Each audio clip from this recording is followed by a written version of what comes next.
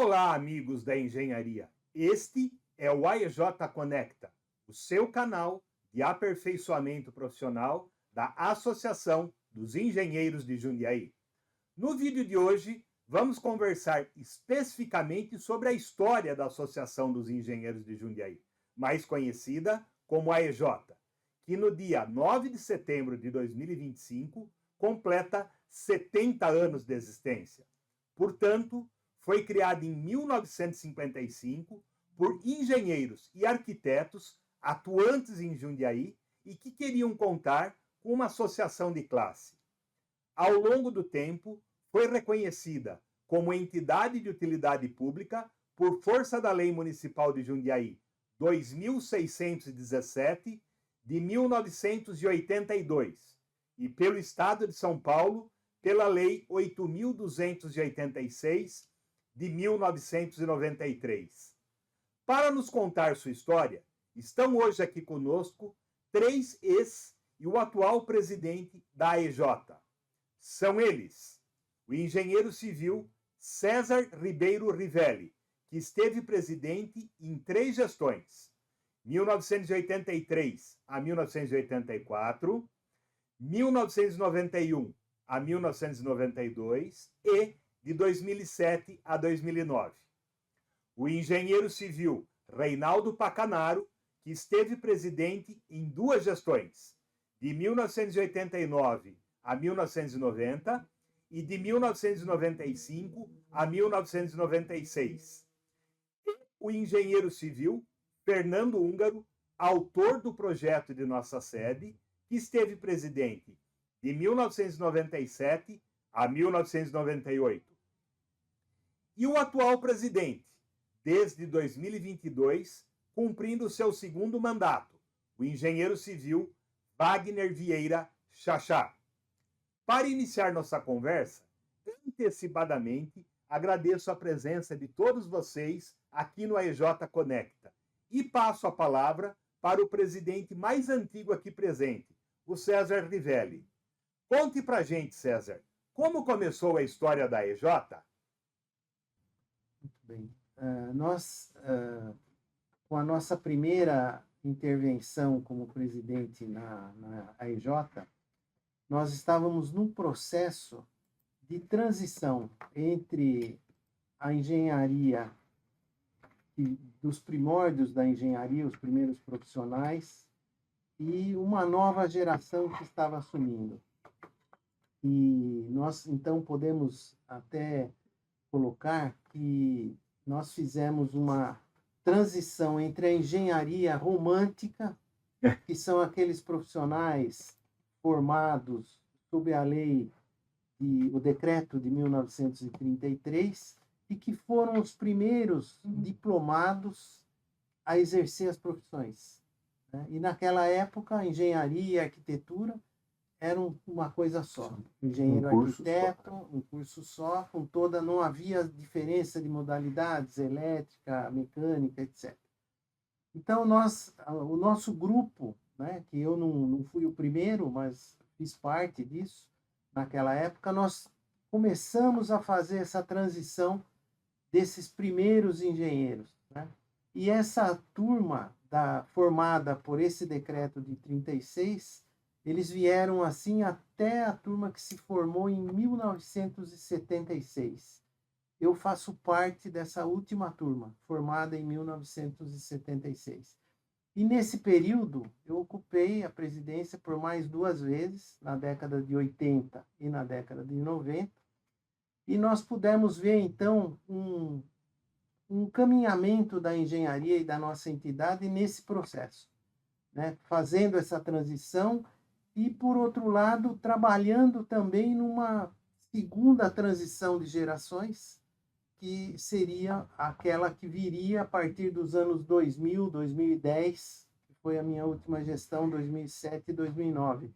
E a discussão de criar a EJ está dentro desse contexto? A descrição está dentro desse contexto, com os profissionais primeiros. Que eu não sou dessa primeira geração, sou praticamente da segunda geração aí que veio. E essa criação ocorreu de uma forma através de reuniões pequenas que aconteciam nos escritórios, nos clubes aqui da cidade, e de fato isso se iniciou lá no Gabinete de Leitura Rui Barbosa, a fundação em 1955. A partir daí, a entidade veio vindo numa primeira fase com reuniões mais sociais, reunindo os grupos mais antigos, os primeiros grupos, e com a nossa chegada dessa segunda geração, houve uma preocupação de que a entidade atingisse mais de perto a sociedade, não que antes não atingia, porque o trabalho do engenheiro, do arquiteto, sempre é ligado à sociedade, como sabemos, né? Mas nós fizemos uma preocupação mais integrada à sociedade. E aí vieram, então, os reconhecimentos em função desse trabalho de utilidade pública, posteriormente a cessão da área onde a nossa sede hoje está localizada, e esse trabalho vem tendo continuidade até os dias de hoje. Nós fizemos parte dessa história, dessa segunda geração, vamos dizer assim, da engenharia e da associação em Jundiaí. Ô, Fernando, acho que você tem história aí de que o primeiro presidente tem alguma ligação com você, e acho que você pode dar dentro desse contexto, falar alguma coisinha para a gente? O primeiro presidente da associação, na fundação, acabou, era o que, segundo ele próprio me contava, e até porque ele próprio me contava, porque ele era meu sogro, né? Falecido, e ele sempre foi um idealista assim, da questão social, de se unir para a questão associativa, e com isso, toda aquela primeira geração que o César cita, é daquele grupo, né, que hoje quase todos já faleceram, tá? E que a continuidade que o César está colocando proveio de um esteio muito bem formado por esse pessoal antigo da cidade, né?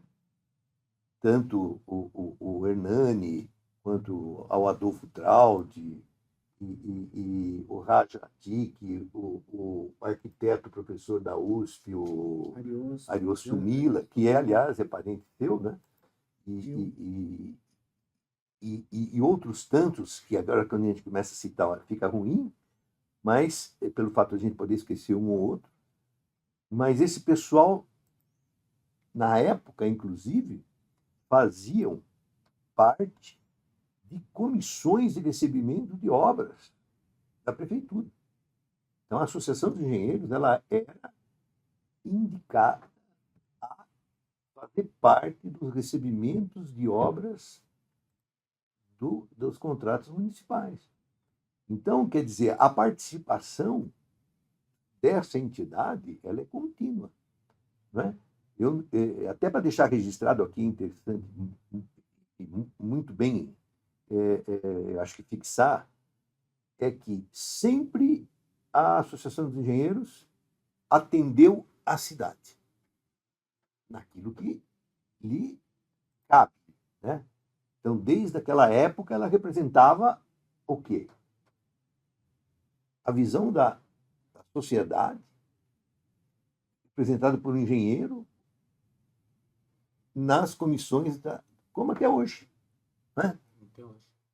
Então, aonde que nós estamos participando hoje também?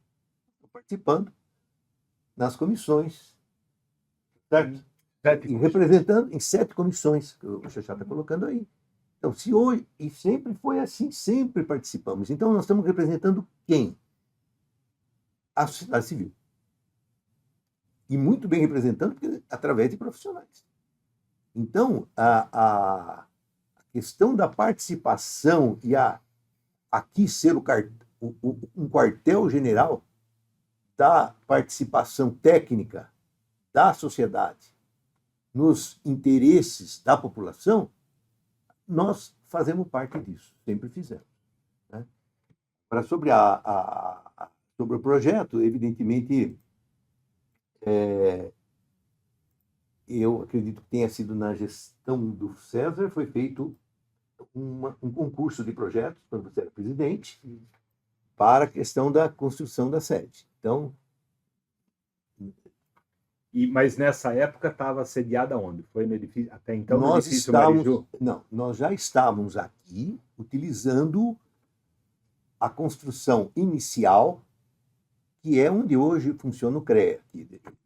A inspetoria. Tem inspetoria. Mas só para ficar claro assim, ao longo do tempo, né? Então começou como o César falou, começou com reuniões ali a fundação oficial no gabinete de leitura Rui Barbosa, no dia 9 de setembro de 55. E aí depois, antes de ter uma sede apropriadamente, a gente ficou na Rua Conde Parnaíba. Não, no Mariju. Inicialmente no Mariju. Inicialmente no Mariju, depois que passou para o Conde Parnaíba, né? E, evidentemente, somente fomos pensar em poder ter algo que seria nosso a partir da hora, com um grande empenho, inclusive na gestão do César, que foi conseguida essa área, essa concessão de área, um comodato com a prefeitura. Depois tivemos alguns problemas políticos entre a política, quando muda, quem faz é criticado porque fez. Então, muitas vezes é o que acontece, né?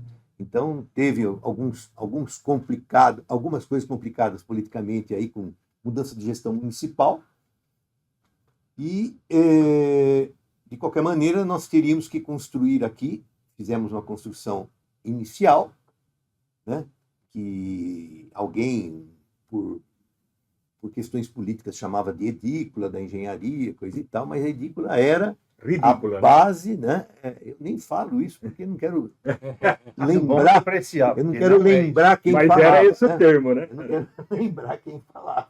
Mas, de qualquer forma, era esse o termo. Aí, quando fizemos teve um concurso, e aí o projeto de arquitetura que acabou sendo, e a implantação, foi da nossa equipe. Os arquitetos participaram, outros profissionais participaram, cada um na sua área. O César Rivelli nas instalações, o Renato Camargo de Andrade na área de estrutura de concreto armado, enfim, outros tantos aí que participaram junto conosco. O projeto tinha um direcionamento interessante. Visto de cima, ou na implantação, né, na planta de urbanismo, de implantação, ele é um vetor. Tanto que ele tem 2 prédios inclinados, ligados por um ponto que é o cilindro e a caixa d'água, e a escada. Então, é um vetor que direciona, que mostra o ideal, né? No caso, por questões de onde está o projeto, quando eu pensei nisso, foi justamente para um vetor que apontasse para a Serra do Japi. Então, a Constituição é essa, e justamente na ponta do terreno, né? Significa que a engenharia desponta para algo sempre de grande e futuro pensamento, né? Então, esse foi o mote do projeto. O Reinaldo, mas você tem uma história para contar para a gente também, que depois da Conde de Parnaíba, a associação foi para o Palácio do Comércio. Conta para a gente um bocadinho essa parte da história aí. Beleza, vamos lá. Parte difícil também. Uma parte difícil. Então, o Reinaldo sofreu bastante nessa parte.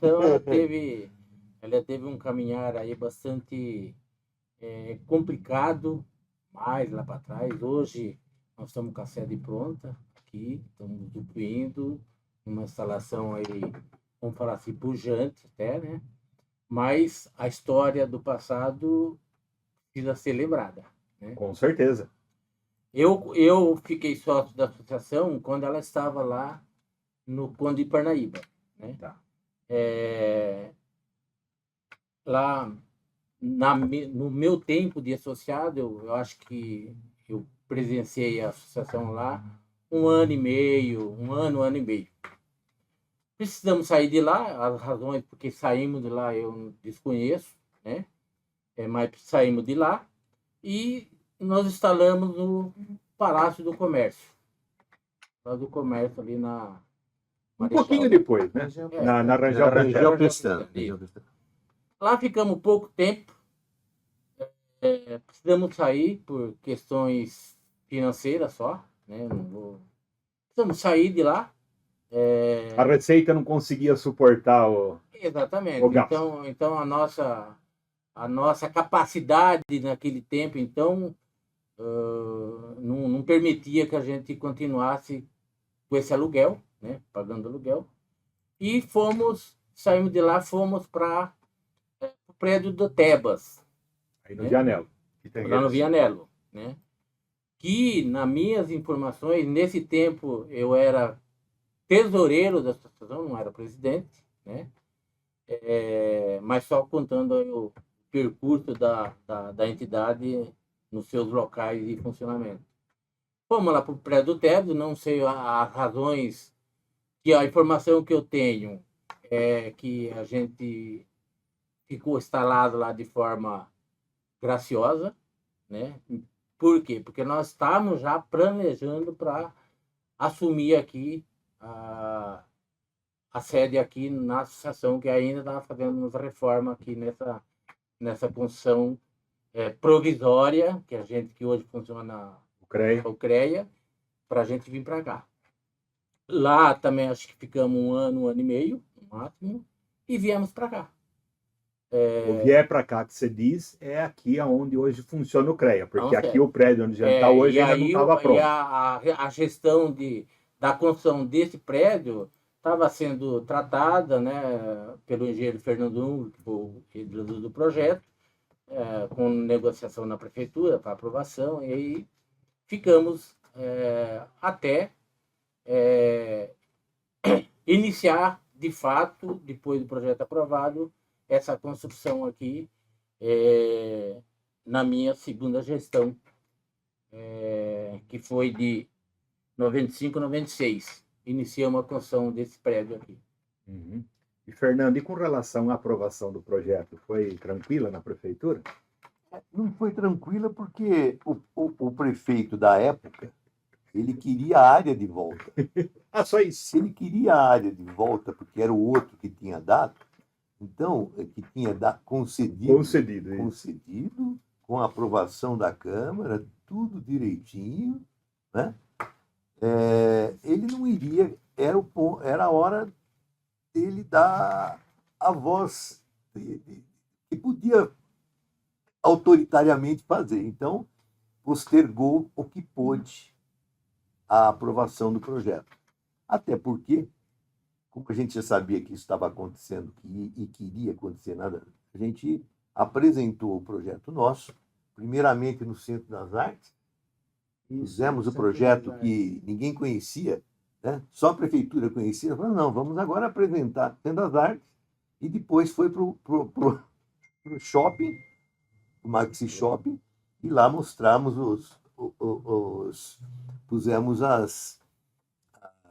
os painéis com a perspectiva, projeto daqui, coisa e tal. Então, isso aí causou um efeito político bastante interessante. E positivo. Positivo, porque a pressão acabou sendo maior, né? E o prefeito da época acabou ficando com mais gente. Ué, mas por que você não está querendo fazer aquilo lá? Não está querendo aprovar? Não, porque estou querendo passar a área para não sei quem, entendeu? Então, trocando em miúdos, não foi fácil. Não foi fácil. Ele saiu e a gente aprovou, começamos a obra. A gestão era sua, César, quando aconteceu isso? Ou... Nessa fase de projeto, sim. Nós estávamos lidando com essa situação que o Fernando colocou. Preparamos o projeto, divulgamos no sentido de tornar público, porque a discussão estava interna apenas lá na prefeitura.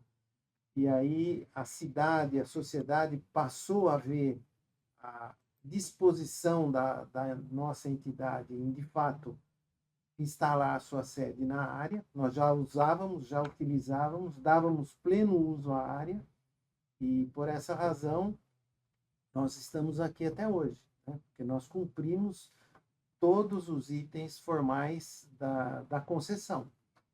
E nessa fase nós iniciamos, então, aquele estudo financeiro, além do projeto, e como nós daríamos continuidade, né? E foi também um trabalho intenso nessa parte, com toda a diretoria se empenhando. Era uma época em que nós tínhamos algumas oposições, né, políticas e até mesmo de alguns colegas nossos que defendiam outras posições, mas nós tratávamos disso nas nossas reuniões formais e informais. E aí traçamos um plano de dar sequência a isso. Esse plano envolveu a participação do CREA numa pequena parte do valor da obra. O CREA não foi quem fez a obra. Quem fez a obra foi a Associação dos Engenheiros. O aporte financeiro foi... O aporte foi da associação. E para isso, como que nós viabilizamos? Porque os recursos eram poucos também, como o Pacanaro colocou. Nós mobilizamos a classe, porque a nossa classe se sentiu como um todo atingida pelas ações políticas que a prefeitura empreendeu na época, e se mobilizou. Então, nós tratamos com colegas que tinham empresas de serviços de engenharia. Então, desde a fundação, através da Civil Solo, que doou o trabalho técnico da fundação, toda a fundação, outros colegas que doaram os blocos de toda a construção, pavimentação, o caso guias. da G7, pavimentação, guias, e assim nós fomos construindo, e outras coisas nós fomos pagando também parceladamente, não foi só Quanto foi o percentual? Foi, acho que foi, o CREA entrou com menos de 25% no 22. total, né? O CREA 22, entrou com é isso? 22%, 22%. que foi o valor, aliás, arrecadado de um prédio que ele tinha adquirido na cidade, também com a nossa participação da associação. Na cidade aqui de Jundiaí. De Jundiaí. Sim. Escolheu o prédio, adquiriu o prédio, o CREA adquiriu, e lá funcionava a sua inspetoria. E quando nós viemos para cá, nós traçamos esse plano, trouxemos a inspetoria para cá e vendemos o prédio, o CREA vendeu o prédio, e aquele recurso ficou empregado. Esse foi o aporte que ele fez, ou seja, o Conselho Regional ele não colocou recursos aqui como compra, como ajuda na construção, não tem contrato nenhum disso. Não. Simplesmente era mudança de sede, vendeu o imóvel e esse dinheiro que já estava empenhado em Jundiaí, imobilizado, aliás, não empenhado, imobilizado, ele transformou na diferença de localização do imobilizado. Apenas isso. Regimentalmente ele precisa fazer isso. Nessa Sim, época, sem dúvida. nessa época a minha gestão já havia terminado, né?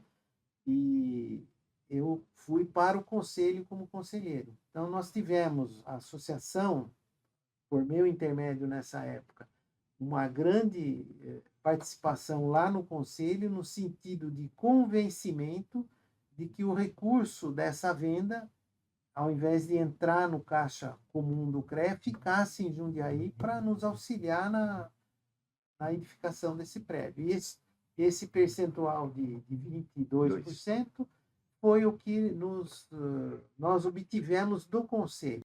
Todo o resto vieram dos profissionais locais, do empenho da diretoria, de empresas de Jundiaí que auxiliaram, profissionais que foram fazendo o que podiam para auxiliar a associação, comprometidos com a ideia de que nós precisávamos sim ter um ponto de localização. Né? Mas Como também não tem recursos da prefeitura, hein?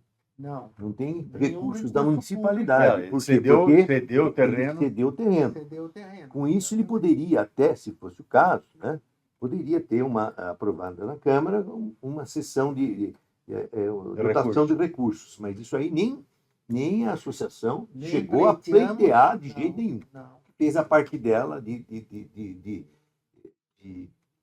esta área já estava em discussão e de interesses de uma porção. Não foi fácil tudo isso. Essa questão política toda não era nem contra tanto a engenharia só, mas era muito mais a favor dos interesses que haviam em transferir esta área para algo mais interessante, e daí não acabou. E aconteceu depois também, né? Depois continuaram ainda, gente, pô, né? Vocês vão ficar quanto tempo? Quer dizer, sempre tinha. Mas para Sempre teve efeitos interesse. legais, o CREA tem 50% da concessão, não é isso, Xaxá? Não, Não existe ele isso. não fala. Não é estabelecido. Não é. Não tem. está estabelecido. Ele, na realidade, o que contempla É A importante. concessão diz que concessão. ela é da associação e do e CREA. do CREA. Do CREA. Ele Não não em percentual. estabelece, Não. estabelece valor. E por que nós pleiteamos isso junto à prefeitura? Porque aí também foi um outro trabalho. Porque a área já estava cedida para a EJ Em 84. em 84. E como nós tivemos todos esses entraves políticos, né, nós, De retomada, de né? retomada e tudo mais, nós vimos aqui numa discussão interna nossa, achamos que se estivéssemos aqui junto conosco um órgão federal, a dificuldade ou, enfim, a negociação para uma devolução da área teria que passar por esse órgão Seria também. muito Foi em mais 93. difícil. Então, nós fizemos um trabalho, primeiro junto ao CREA, para que ele entrasse, depois junto à prefeitura, para que aceitasse, junto à Câmara Municipal, para que aprovasse também a inclusão do conselho, na concessão, e assim foi feito. Então, o CREA passou a ser titular, vamos dizer, ou ocupante de metade do Co-titular, imóvel, né? Co-titular, depois que a construção já estava pronta, na verdade. Ele não veio aqui para fazer a obra. O fazer a obra ficou nos 22% do recurso do imóvel que ele tinha em Jundiaí. E que pôde colocar aqui, por E quê? por Porque quê? ele pretendia estar aqui. E por E que ele nós precisaria da colocamos, concessão em cima disso. Isso, e nós colocamos em função disso, quer dizer, é mais um órgão federal, para que essa eventual retomada, se voltasse à tona politicamente uma retomada, nós teríamos um parceiro para lutar junto com É uma força adicional. uma força adicional, exatamente. Ok. Reinaldo, eu gostaria de saber um bocadinho, eu sei que você é o pai do símbolo da EJ. Conta pra gente aí um bocadinho dessa, Então, da concepção. a EJ,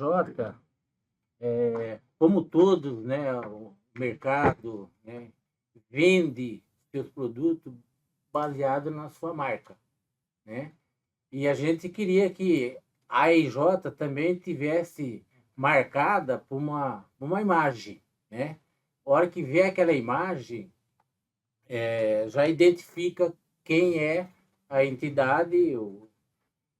No caso, eu acho que muitos dos associados, né, os engenheiros, não sabem exatamente o que representa esse logotipo. A maior parte fala que é o estado de São Paulo estilizado. Então, ele dá uma... Na realidade, se a gente olhar o logotipo, aquela primeira imagem de cima, que representa o A, né, de associação, juntando aquele primeiro triângulo azul mais escuro com aquela barra de baixo, representa o E, de engenharia, associação de engenheiro, né?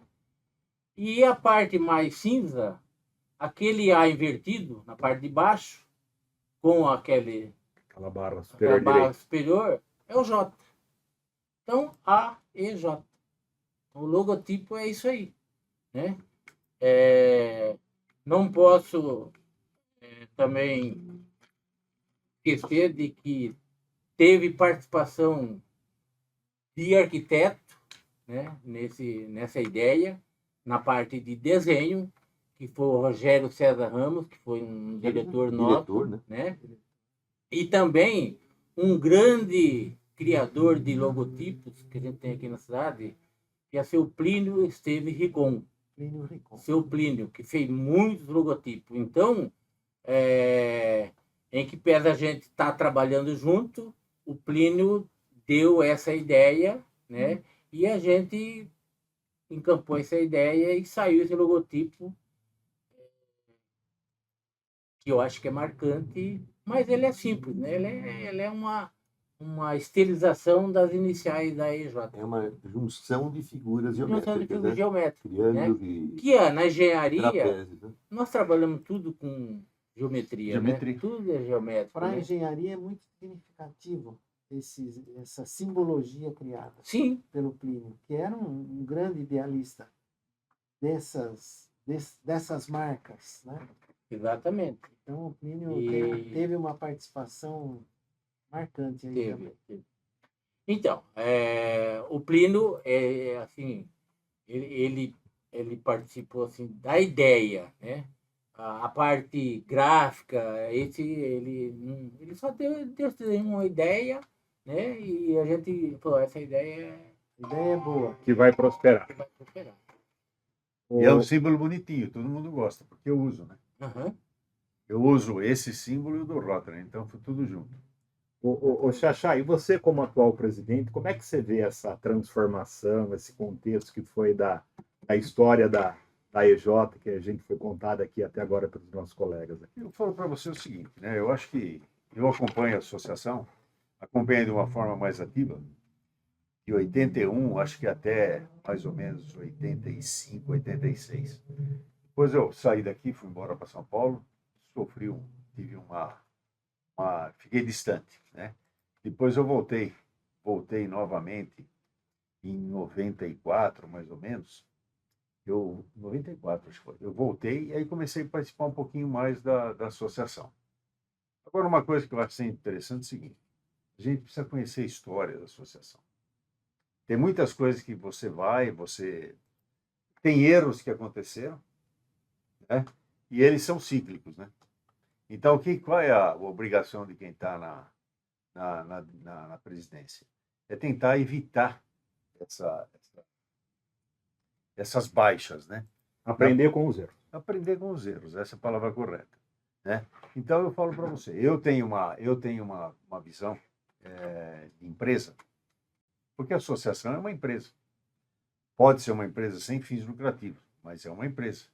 Ela precisa de administração, ela precisa de governança, né? Ela precisa de gestão, né? E a gente começa a ver que existiu essas gestões atrás. E eu, por exemplo, eu cheguei a pegar o ponto que nem você falou, né? Não tinha muito dinheiro, né? Eu peguei essa Não tinha fase. nada. Eu infelizmente peguei essa fase, né? E eu faço questão de citar o nome do Ferraço, né? Porque Marcos Ferraz. O Marcos Ferraz. O Marcos Ferraz, na verdade, ele tem uma visão foi presidente, né? Tem uma visão muito boa e teve alguns delineamentos que eu tentava fazer e não conseguia. E ele acho que era um pouquinho mais fortinho, né? Então ele conseguiu implantar. Foi muito legal, né? E eu estava falando isso aqui, estava falando para o César, que tem algumas coisas que ele fez, né? Que para mim, me inspirou inicialmente para a gente fazer a revisão de estatuto. Porque a revisão de estatuto não foi feita porque nós queríamos, nós tivemos uma obrigação, né? E aí aproveitamos para fazer uma peça nova em cima disso. Então tem muita coisa que eu vi, por isso que eu estou falando, eu acho que é importante a história, né? Porque a história, na verdade, a coisa boa, ela tem o quê? Continuidade. Qual é a expectativa que eu tenho? É continuidade. E continuidade para a gente ter uma administração forte, uma administração concisa, né? Então, eu acho que isso daí é muito importante, né? E eu me inspirei em cima de algumas coisas que eu vi ao longo desse tempo. Então, essa vida que eu tive na associação não foi sempre muito ativa aqui dentro, mas a partir do momento que você começa a participar mais, você começa a melhorar. Que é uma preocupação que a gente tem, né? De pensar que possa ela possa vir uma pessoa que não tenha, na verdade, todo o espírito, a gente tem que esperar uma coisa. É difícil, é delicado a gente falar assim na atuação do profissional e a conscientização dele junto ao associativismo, né? É muito difícil, Sem dúvida. né? Então, mas é um trabalho que a gente tem que fazer. Se a gente não quiser fazer, a gente está no lugar errado, né? Uhum. Então, acho que a gente tem buscado fazer isso daí. Então, eu falo para vocês, eu acho que continuidade é importante e uma continuidade com uma inspiração ou uma determinação e perenidade. E nós temos que imaginar que a associação chegou a 70 anos. Maravilha, né? Mas tem muito mais anos para frente para poder Seguir, existir e ter realmente o foco dela. Então, a gente Ok. tem o mérito ao longo de todos esses anos, 1955 até agora, que nem nós falamos, né? Os prédios que ela andou, o prédio que agora estamos dentro, né? Todo mundo vem aqui e fica encantado com o prédio, né? Então, eu acho que isso daí é a parte importante. Tudo isso que nós fizemos para tentar atrair o profissional, hoje nós temos 2 pessoas trabalhando aqui dentro, 2 profissionais, né? Eles vêm de fora, vêm aqui trabalhar. Então, é isso que a gente quer. A gente gosta disso. A gente precisa disso. Utilizar, né? Utilizar, exatamente. Então, é Para isso aí. finalizar, eu gostaria de um recado de cada um de vocês para os jovens que a gente precisaria estimular a engenharia. Começando por você, César. Que mensagem você traria para o jovem engenheiro que pretende fazer engenharia? A mensagem é esperança, né? Esperança que, através do trabalho contínuo e profissional e técnico, e isso então vai exigir sempre uma capacitação, que os jovens não se iludam que ao concluir a faculdade eles estarão prontos para os Longe anos disso. que virão. Então, é um trabalho, é uma mensagem de esperança, mas ao mesmo tempo de trabalho, dedicação e principalmente estudo, né? E eu posso dizer a vocês que profissionalmente agora, falando um pouco de mim, né? Profissionalmente, depois de quase 50 anos de formado, eu fui fazer uma especialização, uma pós-graduação na área que eu atuo, que são as perícias e avaliações, né? Por que isso? Porque na época que eu comecei, não havia pós. Havia apenas cursos pequenos, De curtos capacitação. de capacitação. E hoje, o profissional que quer atuar na área, ele termina a faculdade e vai fazer a pós. O Reinaldo também atua na área, sabe disso. E aí, passando-se os anos, nós temos o quê? Uma grande experiência acumulada, um grande conhecimento específico na área acumulado, mas nós não temos o título da pós. E aí, em determinadas situações, a concorrência pede alguma coisa e você deixa de ter. Você tem a experiência, tem a capacidade, mas não tem a titulação. E eu fui fazer, obter, embora... Aí aprendi muita coisa nisso. Depois de tantos anos, aprendi e estou aplicando no meu dia a dia Posso profissional. complementar? Então, eu acho que a esperança, Xaxá. Então, ficaria a esperança, o estudo e a fé no mundo. Apesar de tantas coisas que a gente assiste hoje e vê, né? Algumas mais próximas, outras não, que pode, às vezes, estimular a desesperança no ser humano, né? Tantas guerras, tantas coisas que acontecem próximas de nós aqui. Então, que a gente deixe essa mensagem aos colegas, né? De esperança e de estudo. Então, já passo para você, Xaxá. E você? Não, eu queria falar no final, desculpa. Eu só queria complementar uma coisa. O que ele falou agora, que ele, após 50 anos, foi fazer um curso. Tem um trabalho sendo feito dentro da Poli, do ITA, que ela está direcionada a profissionais formados. Então, o que ele está fazendo? Está pegando esse pessoal com bagagem e fazendo com que ele pegue essa bagagem, ela tem a eficácia na sua aplicação. Eu ouvi ontem um trabalho que é um projeto que está sendo feito em parceria Poli e o ITA. É legal. Fernando, qual a mensagem que você traria para os nossos jovens? Então, aos jovens eu diria o seguinte, em relação à engenharia, né, que é uma das carreiras e das profissões mais abertas e mais profundamente inclusivas da inteligência e do uso do raciocínio, acho que é um grande lance a engenharia, grande lance para os jovens pensar ainda nisso. Tá certo que a situação que as coisas vão, mesmo as escolas hoje, a maneira como os cursos são dados, muito diferente dos nossos, da nossa época, né? A gente tem que confiar em que os profissionais saiam estruturados das suas casas, das suas famílias, né? Isso é importante, e assim, saindo das casas, famílias, aí se leva a profissão, então, para os jovens, desde que ele a tenha como ideal, o idealismo. Então, se o jovem não tiver idealismo, ele sucumbe logo nas primeiras dificuldades. Então, eu acho que nós aqui, eu poderia afirmar, nós somos aqui em 5, porque estamos 5. São 5 idealistas, porque nós estamos aqui hoje fazendo o que estamos fazendo por ideal. Com certeza. É o ideal. E é um ideal que veio lá de trás, que veio no final da família. Então, mais importante que a universidade.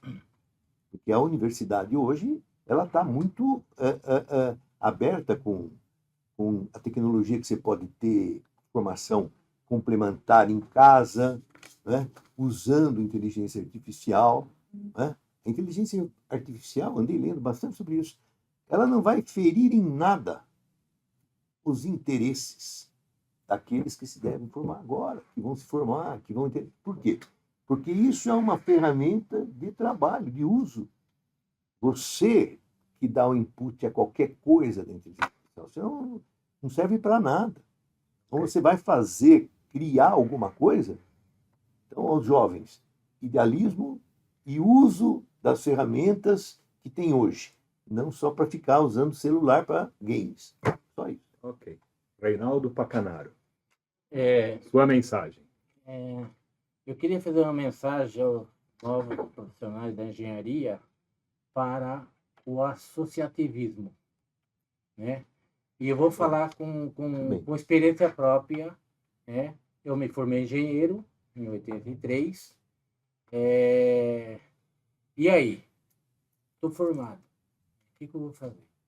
Minha primeira medida foi procurar a Associação dos Engenheiros, porque eu sabia que lá eu ia encontrar um lastro de difundir a minha atividade como engenheiro. E assim eu fiz. Encontrei na associação um suporte espetacular, que me fez aí eu tomar os caminhos que hoje eu exerço na engenharia, mas com o lastro de muitas conversas na associação, como associado, das suas imensa quantidade de palestras feitas aqui desde de 83, então, que me enriqueceu a minha atividade, o meu conhecimento, né? E trocando ideias com os profissionais já de larga experiência na engenharia. Então, acho que você pode galgar sozinho, não tem problema, mas eu acho que o associativismo na categoria da engenharia é muito importante. Muito importante para que esses novos engenheiros, né, alcancem voos maiores aí. Xaxá, sua... Eu sou obrigado não, né? Eu me inspiro no que vocês falaram, porque, na verdade, são meus fortes conceitos. Então, eu acho que a engenharia e o associativismo, a associação dos engenheiros, eu acho que é uma energia que inspira, certo? Então, que a gente tem que acreditar nessa força e nessa perspectiva. No segundo momento, é a experiência que ilumina. Eu acho que essa é a grande palavra que eu acho que vale ela ficar em destaque. Porque a história é o nosso farol. Uhum. Que nem você falou, né? As pessoas, você veio, eu vim igualzinho. Eu me formei e vim para cá, né? Colei grau e vim para cá. Recebia a carteirinha do CREA, me registrei na associação. Tá? Então, eu acho que a história é o nosso farol. Então, quando a gente vem, a gente aprende e precisa estar disposto para isso, né? E o último que a gente diz, que nem você bem finalizou e afirmou, o associativismo é a nossa força coletiva, né? A união dos profissionais torna tudo possível. E a gente tem que levar esse conceito, né? Não é repartir, é ajuntar, né? E aí a gente vai ser forte e vai ser... Agora, Andressa, vamos falar agora. Você também tem que falar. Eu também tenho que Lógico. falar. Mas eu não, hoje é dos ex-presidentes para falar. Não tem problema, mas você, como nosso mediador de conversa, né? Eu acho que você tem algumas falas que elas nos inspiram muito. Eu acho que isso é importante. Eu acho assim, o que eu costumo falar para os meus filhos, né, para os meus colaboradores, que eu acho que é a essência do caminhar aí na formação profissional. O profissional, ele ter a capacidade de discernir a diferença entre informação e conhecimento.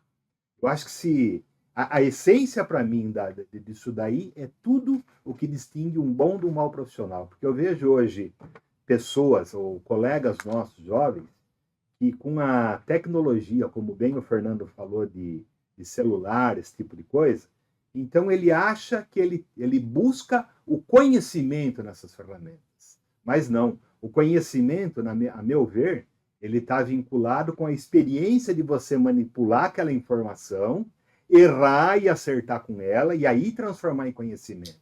Porque tem muitos profissionais que fazem um projeto, né, um resultado. Uma coisa que é bem clara para mim é quando você faz um dimensionamento no dispositivo de descarga no barramento. Eu faço muito isso daí. E você pega um jovem profissional, ele alimenta as fórmulas, de repente ele erra numa unidade, que pode até acontecer. Se é uma pessoa que tem conhecimento, ele vai ver que o resultado final não é coerente. Aquele tamanho de bacia com aquela vazão, puta, alguma coisa tem errado aí. Mas o cara que, a partir da informação, que acha que tem conhecimento e só alimenta aquilo ali, ele não tem essa capacidade de discernimento. Então, acho que a mensagem que o Silvio deixaria, né, e não com a honra de ter sido presidente aqui da EJ, acho que seria essa. Gente, em nome aqui da associação, né, que somos todos nós, e do AEJ Conecta, que eu estou coordenando, eu gostaria de eu estou muito satisfeito, eu tinha muita vontade de reunir essas informações, que ao longo eu fui falando de maneira isolada com cada um de vocês. Eu acho que vai ser muito bacana a gente deixar para a história da nossa AEJ isso daí. Muito obrigado pela presença de vocês. Nós é que agradecemos.